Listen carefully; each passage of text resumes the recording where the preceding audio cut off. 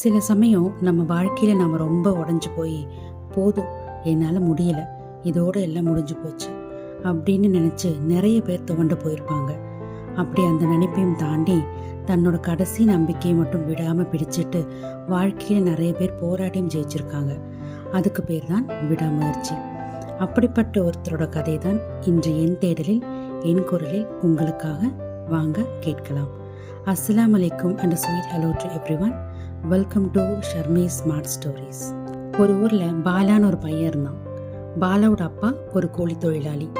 பாலாவுக்கு சின்ன வயசுலேருந்தே ஒரு ஆசை, தான் படித்து ஒரு பெரிய இன்ஜினியர் ஆகி தன் அப்பா அம்மாவை நல்லபடியாக பார்த்துக்கணுன்னு. பாலாவோட அப்பாவும் கஷ்டப்பட்டு பாலாவை படிக்க வச்சாரு. பாலா 10ஆவதுல நல்ல மார்க் எடுத்தான்.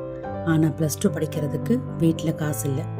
அவ்வளவுதான், நம்ம படிப்பு இதோடு முடிஞ்சு போச்சு அப்படின்னு பாலா ரொம்ப உடஞ்சி போயிட்டான். அப்போ பாலாவோட அம்மா தன்னோட பழைய நகையெல்லாம் விற்று பாலாவை +2 படிக்க வச்சாங்க. பாலா கஷ்டப்பட்டு +2 முடித்து நல்ல மார்க் எடுத்து அவனுக்கு இன்ஜினியரிங் காலேஜில் சீட்டும் கிடச்சிருச்சு.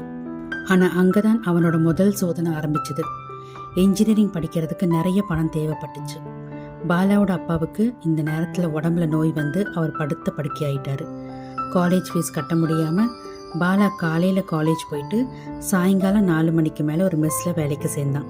அந்த மெஸ்ஸில் பாலாவுக்கு ராத்திரி 1 மணி வரைக்கும் பாத்திரம் கழுவுறது தான் வேலை. சரியாக தூக்கம் இல்லாமலும் அந்த வலியோடவும் பாலா படிச்சுட்டு வந்தான். இதனால் என்ன ஆச்சுன்னா அவனால் படிப்பில் சரியாக கவனம் செலுத்த முடியல. ஃபைனல் செமஸ்டரில் 3 சப்ஜெக்டில் ஃபெயில் ஆயிட்டான். கூட படித்தவங்க எல்லாம் பாஸ் ஆகி வேலைக்கு போகவே ஆரம்பிச்சிட்டாங்க. பாலா தான் மட்டும் ஃபெயில் ஆகிட்டோமே அப்படின்னு அவமானத்துலேயும் வெக்கத்துலேயும் வெளியே தலை காட்டாமல் இருந்தான். இவ்வளோ கஷ்டப்பட்டு படித்தும் ஒரு நல்ல வேலை கிடைக்கலையே, படித்ததெல்லாம் வீணாக போச்சே அப்படின்னு நினச்சி ரொம்ப மனசு உடைஞ்சு போனான் பாலா. சில மாதம் தன்னோட ஊருக்கே போகாமல் ஏதோ ஒரு சின்ன சின்ன கம்பெனியில் வேலைக்கு போயிட்டு இருந்தான்.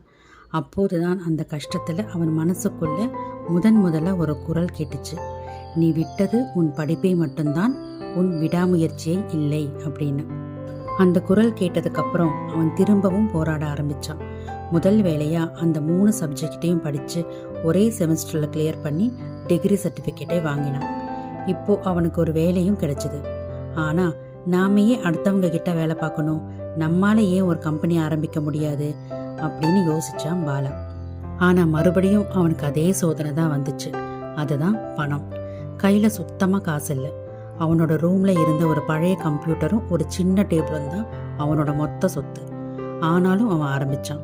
ராத்திரி முழுக்க உட்காந்து தான் கற்றுக்கிட்ட தொழில்நுட்பத்தை வச்சு சின்ன சின்ன வேலைகளை எடுத்து 1 வருஷம் தூங்காமல் போராடினான்.